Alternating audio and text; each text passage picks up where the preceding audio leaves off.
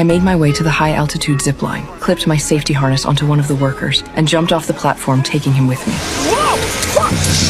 Dangling in midair, I got right in his face and demanded to know where my husband was. I don't know, lady.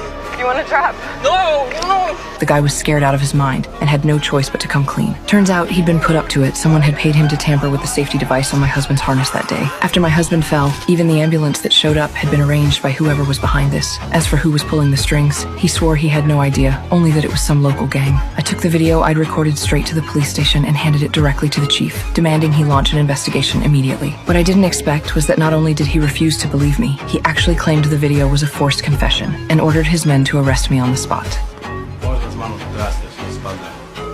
What?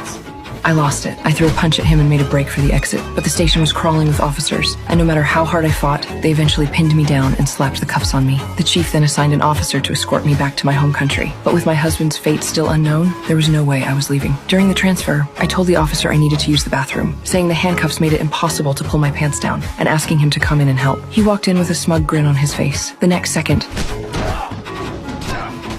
I felt the keys on his belt, got the cuffs off, bolted to the back of the boat, and threw myself into the ocean. Out here, if I wanted to find my husband, I was on my own. I asked around and tracked down a bar where the local gang liked to hang out. After staking the place out for a few days, I finally spotted a familiar face, one of the paramedics who had shown up at the scene. I tailed him, but he made me. He was no match for me, though a few good hits and he was down. Under pressure, he admitted he'd been involved, but insisted he was just a runner. The one who actually knew anything, he said, was his partner, a bald guy. I borrowed his phone and lured the bald guy in by texting him as if I were his buddy. I caught him off guard and laid into him, then pressed him on my husband's whereabouts. Out of nowhere, the bald guy pulled out a knife, grabbed me by the hair, and flipped me onto the ground, pinning me down. Just when I thought it was over, my hand found his dropped gun, and I pulled the trigger.